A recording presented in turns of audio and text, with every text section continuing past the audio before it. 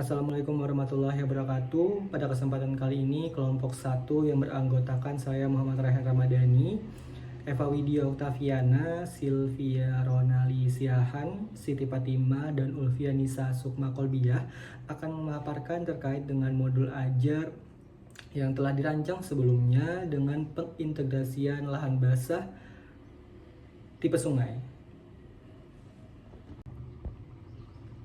Rancangan pembelajaran yang kami lakukan ini adalah materi surat pribadi dan surat resmi yang akan dipraktikkan oleh Siti Fatimah nantinya di SMP Negeri 23 Banjarmasin.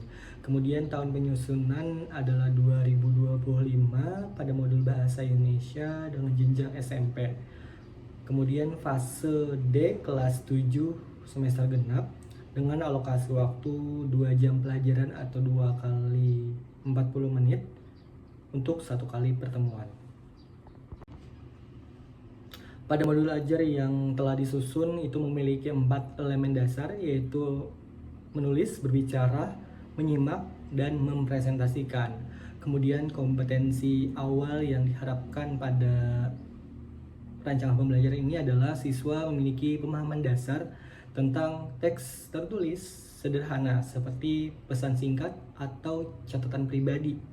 Siswa juga mampu membedakan penggunaan bahasa yang formal dan non-formal dalam situasi sehari-hari, serta memiliki pengalaman menulis pesan atau surat pendek kepada teman, orang tua, atau guru.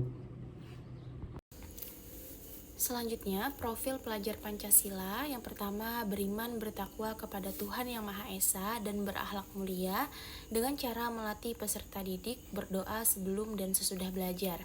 Yang kedua, berkebinekaan global dengan melatih peserta didik menghargai dan tidak membeda-bedakan teman dalam kelompok diskusi. Selanjutnya, mandiri dengan melatih peserta didik mengerjakan tugas yang menjadi tanggung jawab masing-masing peserta didik dalam kelompoknya. Selanjutnya, bergotong royong dengan berkolaborasi dalam kegiatan mengevaluasi penyajian surat pribadi dan surat dinas. Berikutnya, ada bernalar kritis dengan melatih peserta didik mengemukakan pendapatnya dengan berani sebelum atau setelah mendapatkan penjelasan dari pendidik. Nah, yang berikutnya ada kreatif dengan melatih peserta didik dalam mengidentifikasi surat pribadi dan surat dinas serta menyimpulkan materi pembelajaran.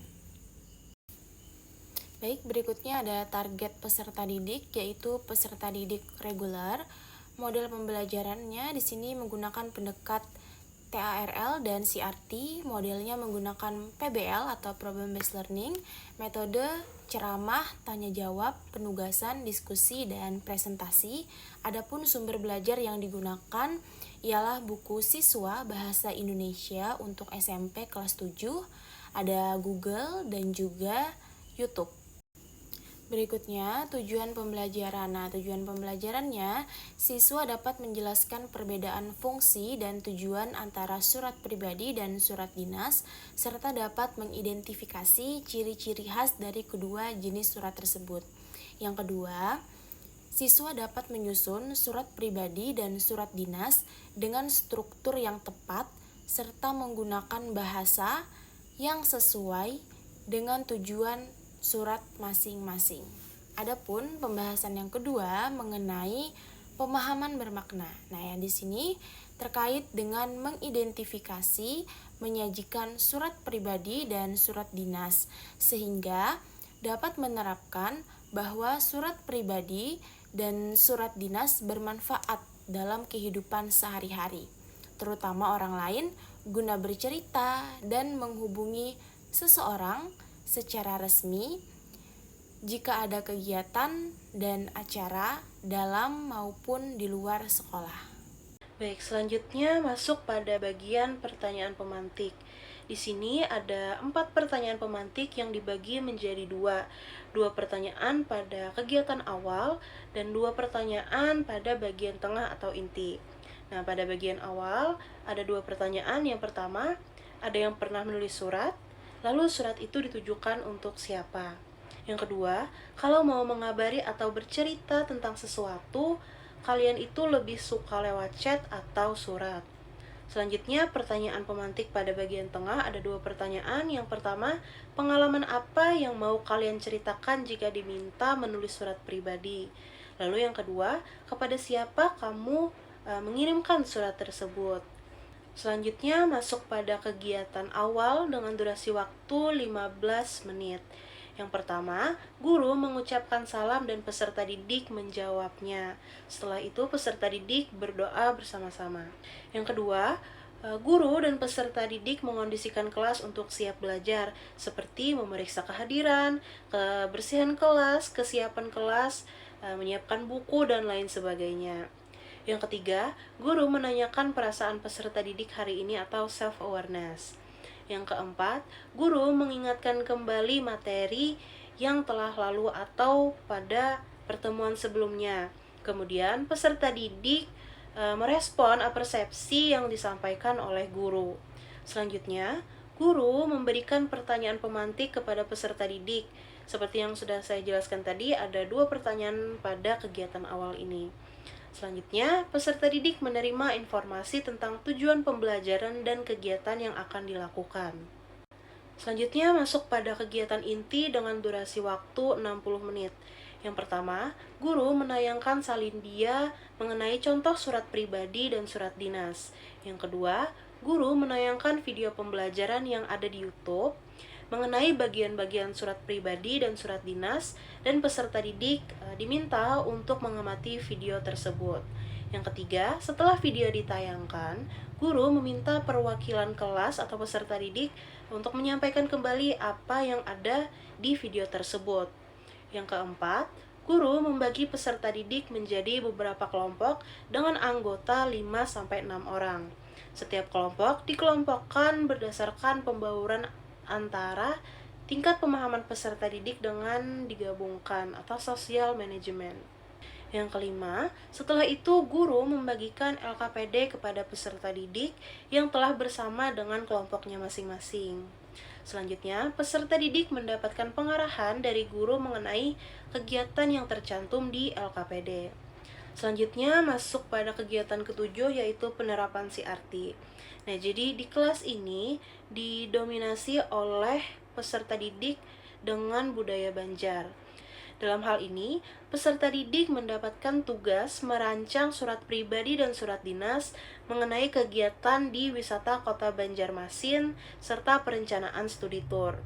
Yang kedelapan, peserta didik berdiskusi dengan kelompoknya masing-masing untuk menyusun rencana pemecahan masalah meliputi pembagian tugas. Selanjutnya, guru menanggapi hasil proyek. Dan kegiatan ke-10 atau terakhir di kegiatan inti ini yaitu guru memberikan penilaian hasil proyek pada setiap kelompok. Baiklah, penjelasan selanjutnya akan saya sampaikan.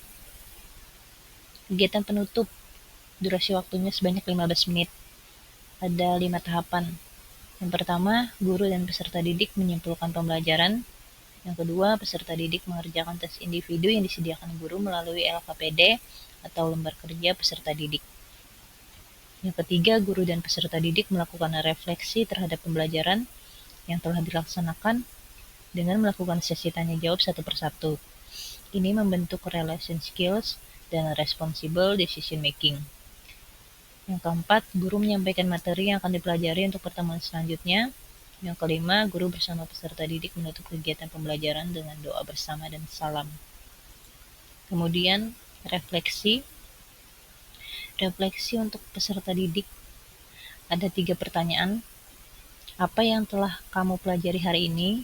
Itu pertanyaan yang pertama. Kemudian pertanyaan yang kedua, apakah terdapat kendala dalam mengikuti pembelajaran hari ini?